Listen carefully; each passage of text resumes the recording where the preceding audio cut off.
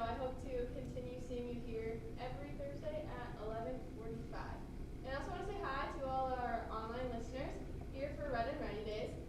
We are so grateful for your support, and it is only with your continued donations and support and belief in the program we run that we are able to have these conversations in this space together. So thank you for being here today and listening and supporting our programs.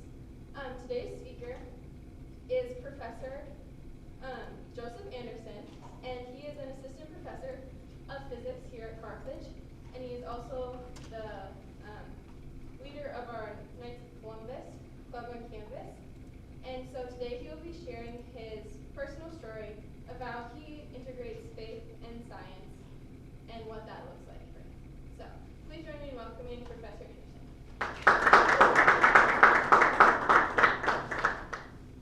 Hi, thank you all for coming. So when I was asked to give this talk, Pastor Adam just threw out some topics, and some of those topics that he threw out were, why don't you just share a little bit about your faith journey, and why don't you share a little bit about integrating a life of faith and science. And so that's what I'd like to talk to you today. And it might seem like kind of a weird main topic, but the main topic I want to talk to you about is the importance of engaging with tradition. And it might seem like a weird topic about faith and science, but I want to share with you what my faith journey has had to do with the topic of engaging with tradition, and also how engaging with tradition has helped me to integrate a life of faith and science. Right? At the end, I want to link this back to your opportunity here at Carthage to engage with the liberal arts in a meaningful way that can enrich your life. And so, to get started, I want to read a passage. Read something from the words of Christ about tradition. And so he said to them, "Therefore every scribe who has been trained for the kingdom of heaven is like the master of a household, who brings out of his storehouse treasures that are old and new." And so, to get started with this topic of tradition, I think sometimes I tell people that I'm a physics professor and I'm an adult convert to Catholicism, and they're like, "Sweet, you're going to tell me something that I want to hear about faith and science." And I sometimes feel like I'm disappointing them when I tell them the actual story, because it doesn't have that much to do with faith and science. A lot more has to do with the kind of Protestantism that I grew up in. And so I want to share a little bit of that background and how I came to start interacting with the Christian tradition especially. And then I want to revisit this idea of faith and science, because that is definitely a part of my story. It just wasn't like the main driving force of the story. Okay. So to get started, a little bit of background on the Christian community that I grew up in. I grew up in a group called the Church of Christ. And there's a huge emphasis on, or a radical de-emphasis, on tradition, or interacting with sources besides the Bible. Right? The idea is to come in with as fresh of eyes into reading the Bible and reconstructing Christian doctrine as possible. Okay? And the more biases that you can get rid of, whether that's from things that you've read from other Christian authors or any outside sources, the better. Okay? And this is sometimes due to a little bit of a suspicion of those sources, but not usually. It's usually just a desire to read God's word on God's terms. Okay? And this led to some really great effects in that community. I mean, if you talk to your average layperson at the Church of Christ, you're going to be shocked at the level of biblical literacy. Right? You're going to be able to talk to them like a Bible scholar, and they're going to be or something, and not the type of person you would expect to be an expert on the Bible. But there's this huge emphasis on everybody knowing the Bible, and everybody being able to understand like where our doctrine comes from proving it from Scripture. But one of the negative sides of this that I encountered was an inability to resolve disagreements. You are currently at a time of your life where you're like suddenly allowed in the adult conversations. And when I got to college and I was involved in these adult conversations that I wasn't privy to before, I was suddenly privy to a lot of disagreements. And a lot of people who I really respected and who I really thought were great at interpreting the Bible, like disagreed on all sorts of things. And I mean, some of the topics that I had disagreements on back then include like whether Christians can drink in moderation, or whether we should be praying to Jesus, and some of these things sound like small, but these were turning into big arguments, and big arguments that it seemed like when we argued about Bible passages, we were sometimes arguing in circles, and there was no way to appeal to something outside to kind of arbitrate this disagreement. Okay. And so that was kind of one of my first times that I turned to tradition. Okay. Maybe there's people elsewhere in our history, Christianity, who have thought about some of these things that we're disagreeing over, and I can go see what they had to say about it. Right? And so, I mean, if there's any people that I view with the least suspicion, it's the people like closest to the time of the apostles or the time of Christ. And so I started reading those figures. They're called the Apostolic Fathers in the first 200 years of Christianity. And lesson number one about engaging with tradition is if you're ignorant of the tradition, you're inevitably ignorant of the biggest questions. Okay? Because immediately upon entering that conversation and reading those figures, it's like, man, the questions I'm wanting to ask are small potatoes. Like they're over here being martyred for questions like, is Christ divine? Or did Christ really come in the flesh? Or do the bishops have real authority of Christ? Or are we supposed to let the betrayers of the faith into the hands of the martyrs be back into the church? Right? And if I were to come and ask some of these people my questions face to face, they would probably like shake me by the shoulders and be like, come on, man, there's more important things going on. Right? And so immediately I was just, the questions didn't seem important anymore. I was exposed to a much bigger conversation that I wasn't even aware of. Right? Conversations that are worth having, that I just were totally off my radar. Right? And so the long story short was I was exposed to these bigger conversations, and that road ended up leading to Catholicism. And that's where I found like the deepest engagement with Christian history and the most like fruitful living embodiment of Christian tradition.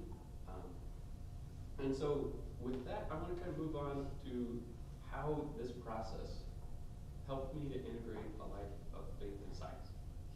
Okay? Because in my background in Church of Christ, it wasn't just a desire to stay away from historical voices that could shape what you thought about Scripture. That also applied to modern science, right? There was an idea that you shouldn't come in with an idea of what happened in modern science into how you're going to read a biblical text. Okay, and one thing that has like very obvious consequences on is the interpretation of Genesis. And so my view of origins was kind of distracted by a lack of categories. Okay, my categories were either the Bible is true about origins in all of these details, or the Bible is false. And I knew I didn't want that option. Okay? But I just didn't have a category for anything in between those two options. Until I started interacting with the broader Christian tradition, because this is, for 2,000 years, people have been thinking about that question. Right? For 2,000 years, people have been thinking about what are the senses in which Scripture is true? What are the senses that we need to be sensitive to in what the biblical authors are trying to say? What is the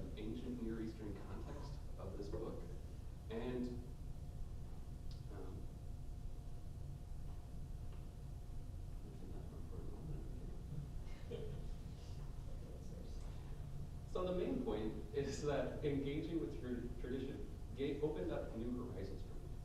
Okay? New horizons that like weren't even there to begin with. Of maybe it's possible that Genesis is trying to tell me something deeper than like a play-by-play movie of how the earth came to be. Okay? And I wouldn't say that my background made me anti-science. Right? I still know a lot of good practicing scientists in the Church of Christ community where I grew up. My parents were scientists. I felt comfortable going to college to major in physics, and so it wasn't that I was anti-science. It was just that in my past there were topics in science that seemed off limits. Okay? That seemed like if I was to explore them, even from a well-meaning, honest scientific perspective, they could lead me down paths that I didn't want to go down. Okay?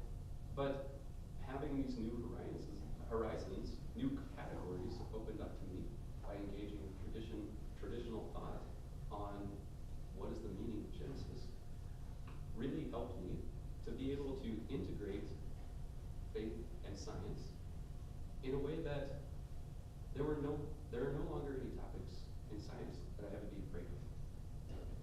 And if you look back on the Christian tradition, there's great treasures that those figures are going to bring you on this topic. Okay? Some of those include the fact that Christianity has never been afraid of truth in any form they can get a hold of it. Okay? Immediately, when Christianity burst onto the scene, they were faced with these pagan philosophical systems. And some in Christianity wanted to reject these pagan philosophical systems, but a lot of them realized, no, there's a lot of good here, a lot of truth here, and we can't just throw it away because it's not our revelation. Okay? We're going to take everything that is good about classical philosophy and absorb it into the broader tradition. Okay? We're going to take everything that's good about Roman and Germanic political structures, and we're going to incorporate it into the Christian tradition. And even when it comes to science, the seed of modern science was the works of Aristotle. And the works of Aristotle were planted in at least 3 different civilizations. Okay, you had the classical civilization, you had the Islamic civilization that we received Aristotle from, and then you had Christian Europe and the Middle East. And only in one place did it turn into modern science. And in large part, that has to do with the new categories that Christianity had already developed about the relationship between faith and reason, and about incorporating different voices, even non-Christian voices, into the conversations around Scripture, around theology. And so it's these new horizons that are opened up to you by engaging with tradition that are going to give you categories for even understanding the relationship of faith and reason, faith and science. Okay? And so, in summary, I want to leave you with an encouragement to really interact deeply with the liberal arts tradition here at Carthage. Okay? You have the opportunity here at Carthage to engage with tradition in a way that's going to bring you into these great conversations, in a way that's going to open up these new horizons, to enable you to interact boldly and fearlessly with the search for truth in all its forms. And at the end of the day, the great figures of our tradition, they are like those masters of the house that are going to bring you truths more precious than gold, truths that are both old and new, and ancient and fresh, and that are going to have a lot of impact on the way that you interpret and live your life today. And starting at intellectual foundations, we already expose you to these great conversations. Right? You're looking at what the authors of Genesis actually were saying, the very true things that they're saying, the the truths that they were saying that altered the course of human history, right? The alternatives that they were speaking to, like, are so foreign to our conceptions of what it means to be a human. And that's in large part because of the authors of Genesis, because of that great tradition. Okay? And so, don't be afraid to engage with traditions, even if they're going to disagree with some of the things that you've learned so far. Because even just in understanding those different positions, you're going to come to a richer understanding of what it means to be human, what it means to be a person of faith, and what it means to live a meaningful life. And so I want to encourage you to explore all of these topics while you can at Carthage, because one day you're going to be an alumni of the college and be like, wow, I wish I had taken that opportunity to take this class on this topic that I'm really interested in, or that would be really meaningful to my life.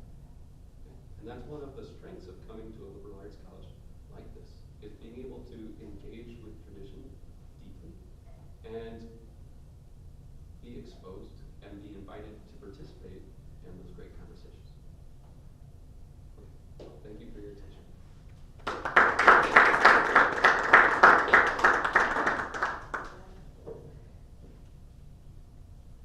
There's not a question and answer session. Yes, sir. Oh, there is? Yeah. Oh, okay. Any questions?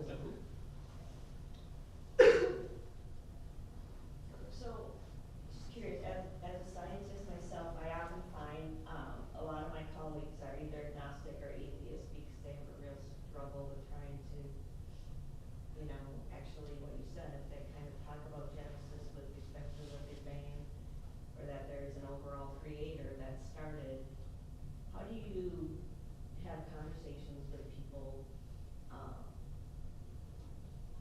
in that way? Well, so a little bit of this is like a historical accident of living in America. So this idea of the conflict between scientific theories of our origin and religious theories of our origin is really something that took root specifically in America by the founders of Cornell in the late 1800s. Before that, there wasn't really a big conflict. You mentioned the Big Bang Theory was invented by a Catholic priest at the Vatican Observatory. He was the first one to come up with this idea that our universe popped into existence from what he called a primeval atom some billions of years ago. And actually in his time, that was kind of a comical theory, because it's like, what a silly religious idea at the beginning, that the universe began to exist. And if you look further back into the past, you will find a lot of scientists who integrated this life of faith and science.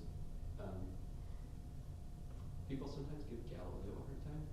All of Galileo's hard times were because he was way too interested in biblical interpretation, and the Vatican kept being like, you're not supposed to be interpreting the Bible, you're not a priest. And so, I'm not sure how to have those conversations, but I do want people to realize that they're kind of, I don't want to say separate issues, because they are related in terms of what you think of the universe and why you're interested in studying the universe. But the idea that the universe is ordered and is worth studying because it's beautiful in its own right is not something that would have occurred to the author of what is the erudite Genesis that y'all read in Intellectual Foundations? A world of chaotic and capricious nature gods that are always changing their mind. What? Babylonian Genesis. It is something that would occur to people who believed that the world is a orderly place, a natural place, created by a loving God who's smart. And someone who believes that the sun and the moon are great lights and not capricious gods. there is a lot of like unconscious effects of the Christian tradition that are being brought suppositions into the scientific process. I don't know, maybe that's a start.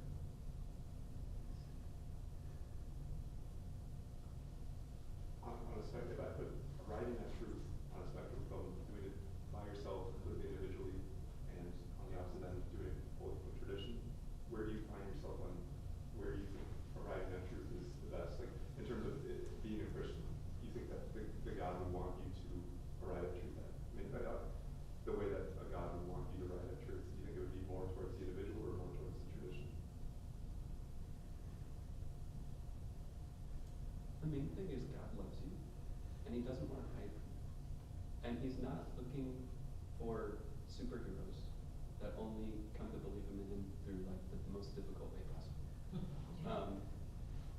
Thomas Aquinas said that God gave us revelation because you can come to know God by reason alone, but it is very hard and very prone to error.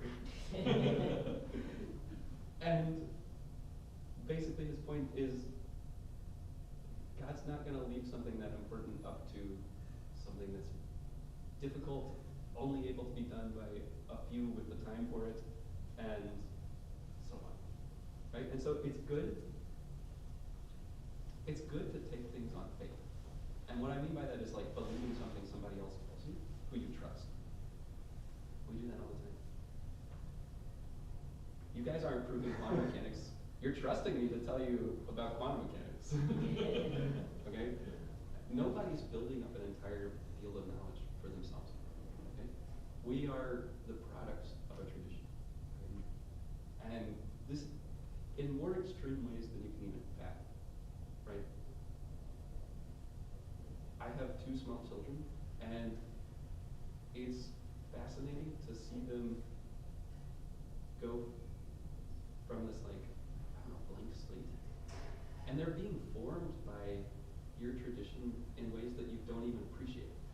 Like they're being exposed to the English language and our culture all the time in such a way that like they don't know what it means to be a conscious entity separated from that tradition, which is bizarre. And so like there's never any way that you can separate yourself from a tradition. You're always a product of who's handing you on everything, your entire life from before you. And so I think it's good to not be suspicious of that, but to just accept that as like the natural mode of human knowledge. Like we're social animals, and we receive so much about ourselves and about the world around us from other humans, and that's not a bad thing.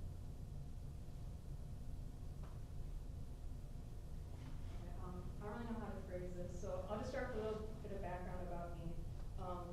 I was like raised Catholic in the sense where I got to like the first communion, and then after that my parents didn't really care, and I haven't really been to church since then. But I was resonating a lot with what you're saying is like take this liberal arts school as a chance to really like explore what's out there. So I've actually been over the last few years, I'm really trying to get back into that faith that I never really experienced growing up, specifically in Catholicism. And a lot of the best friends that I've made at Carthage too grew up like very Catholic. And usually the first thing I like to ask them is, like, do you think you'd be where you are today in your faith, like, if you grew up differently? Because everyone I know who's Catholic kind of grew up in a very like Catholic household, and then they're still Catholic. And for me now, trying to get back into it, it's really hard, especially with that extra layer of like science on top. Like, I feel like I got more grounded in science first before I got into faith, so it's been kind of hard for me to sort of make that transition. There's not really a question in there, but. So is your main question about like what? Or like how does that journey now look like? Is it the same, like just sort of keep exploring, talking to people? If you have other questions. I think, there's a lot of directions I could go with that question. One of them is I don't resent my background. And like my dad grew up Catholic, and then he converted to Church of Christ, and now I converted back to Catholicism. And it's like, how different would my life have been if I had been raised Catholic? And I don't know. I don't, but I appreciate the way that I was raised. And in terms of starting to interact with Catholicism after a long time away, I don't really, I will say that Catholicism has a very rich tradition, and there's a lot that you can read, and like amazing figures in history whose writings are, like you could read them as if they were written yesterday, and they were written 2,000 years ago. And they are so fresh and applicable. I will say another thing that really has struck me since becoming Catholic is like, when I grew up, so this is kind of a weird, like we definitely were all in on like these intense miracles in like the biblical period, and then like we just act like they stopped. And so the idea to me that 10 years ago, that I would believe that like there's still scientifically verifiable miracles going on in the world today, and like we should canonize saints based off of that evidence would be like preposterous. But I mean, it's a very exciting place to be in, of like, God is right there and doing things right now. And he wants me to be a part of it. And so like, whenever you are going to the Mass, it's like you're part of things that were happening 2,000 years ago. Whenever you pray, you know that like you're part of this unseen drama that's going on right now, and I don't know, that's exciting. I mean, does that answer your question? I think I'll always have that question. Huh? Yeah, you can. That's my exact same story.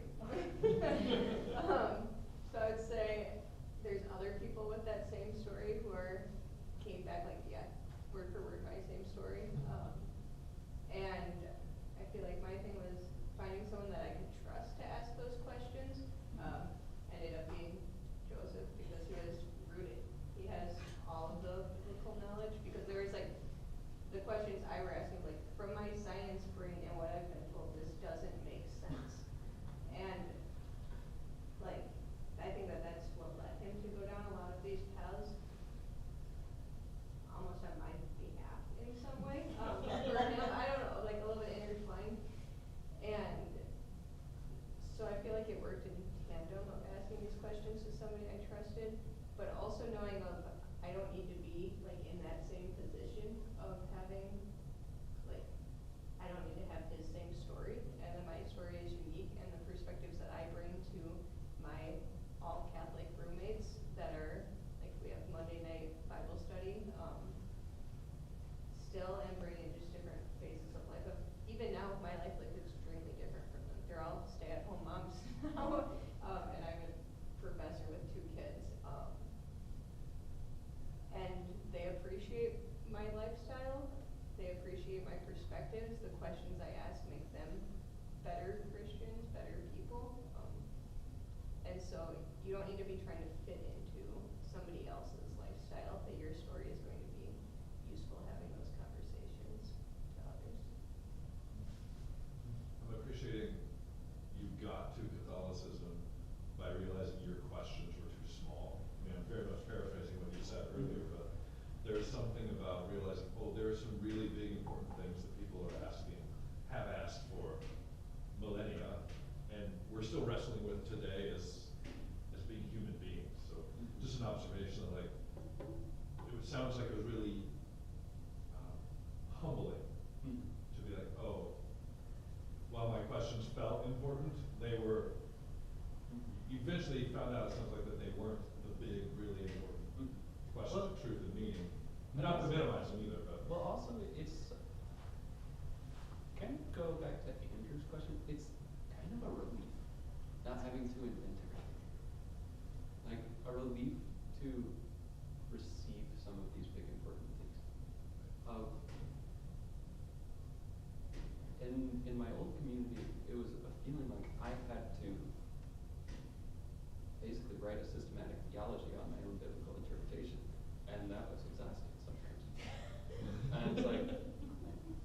I am glad that it's not necessarily my job. It's not all up to you. Yeah. It's like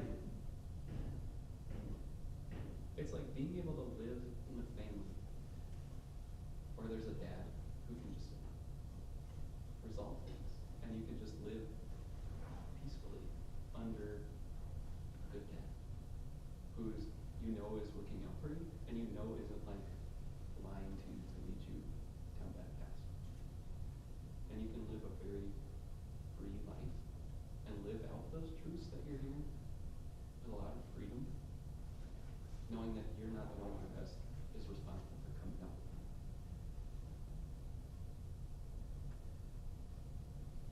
Do you worry though with that position that if the new argument comes, especially with the rapid development of science, like if we're able to explain the origin of the universe through a purely scientific or materialistic perspective, like that's just one example, but just any kind of example where a new scientific truth is discovered, and that requires you to consider a piece of evidence that hasn't been considered in tradition, and so they're not engaging, like relying mostly on tradition, that there isn't a personal perspective that you could use to argue for this. I have no fear of science disproving religion. They say different things.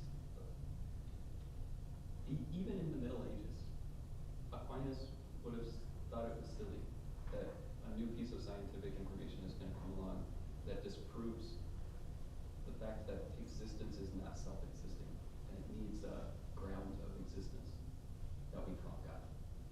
Okay? The idea that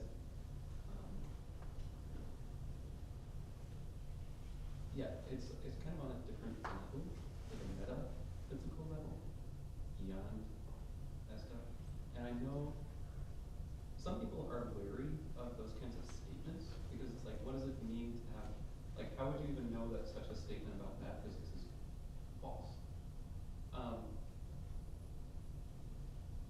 And I want to emphasize that those kind of statements, scientific statements and metaphysical statements or religious statements, they are not different kinds of truth. There's only one kind of truth. Is that the way things are, or is it not the way things are? But they do have different modes of coming to know truths and different kinds of truths that they come to know. Right? So the kinds of truths that we've come to know through the scientific process are of a different flavor, about a different subject matter sometimes, than the truths that we come to know through rather intense philosophical examination or more easily through revelation. Does that make sense? Yeah. I do agree that, I guess I was kind of pointing at like the God of the gaps argument where it's not that religion, it's not that science is completely, making religion impossible, but you have to start shifting, at least in my perspective, you have to start shifting where you say religion can explain, or you have to start shifting the ways that religion can be true. Like religion can't anymore take a claim on how the earth falls. It can't take a claim on, how maybe we have still the point about consciousness and the point about the origin of the universe. But those seem to be the two that still stick out. That religion can come into the scientific picture. So the other thing that's useful, based on the number of times that I've said Aquinas, you might be guessing that like he's a big figure from the tradition that had a big impact on me. But God and natural causes are not competitive. It's not like, well, either God did it or the earth came from a cooling disk of molten material around a star. Like, those are not competitive explanations. Like, if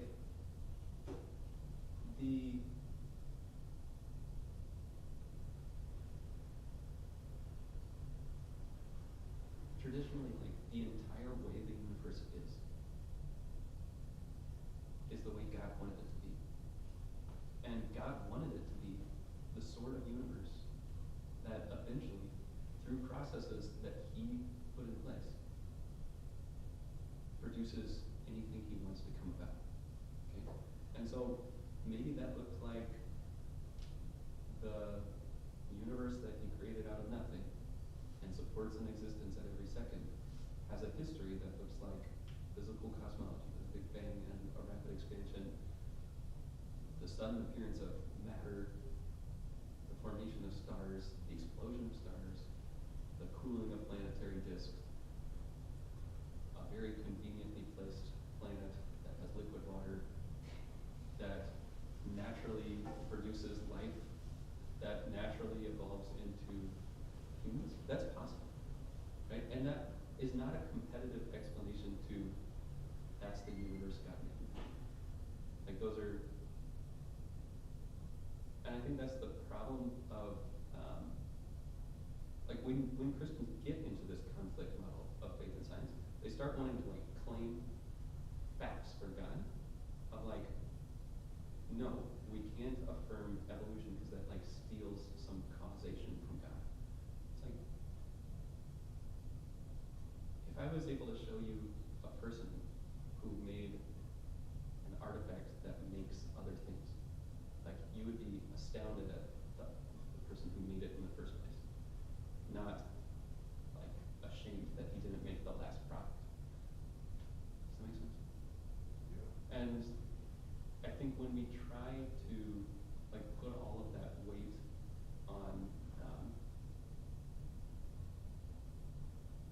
these kinds of claims, it does leave the faith open to attacks of this kind of sort. And actually, way back in like the 400s, Augustine was already saying this about Genesis, of like the people who put too much emphasis on like this is how Genesis should be interpreted, like leave themselves open to the ridicules of the pagans, because they will say, we know that the earth is older than 4,000 years old, you silly, foolish person.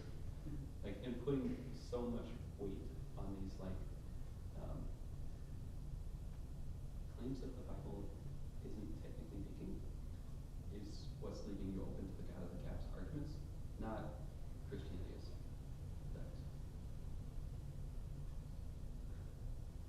It's at least from my perspective that I'm full of materials. I think it's going to go down to the point where we will likely be able to explain all the way down to hopefully the origin of the universe. Maybe that was difficulties to get do causation on that.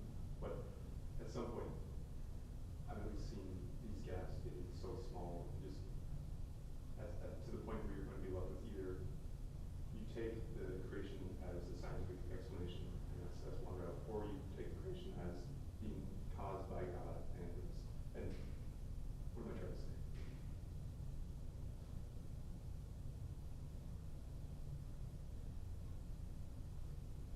I don't know what I'm trying to say. Because like I was saying, like a very into that in my talk, of the idea that the universe is a certain way and it always acts in that same way is a very Judeo-Christian idea, right? Those Babylonians would have been like, tomorrow the sun god could eat something different for breakfast, get a tummy ache, and choose to turn up the temperature of the sun by 1,000 degrees, and we would all die. Like, at that point, it's like, why would we study the sun if it's just dependent on the sun's movement? And so this idea that the universe behaves in stable ways because it's the creation of an orderly God who supports it in being every second out of nothing is kind of at the heart of the scientific enterprise in the first place. The idea of stable natures that you could even study. That's not a fact that you just get to have from nowhere. That was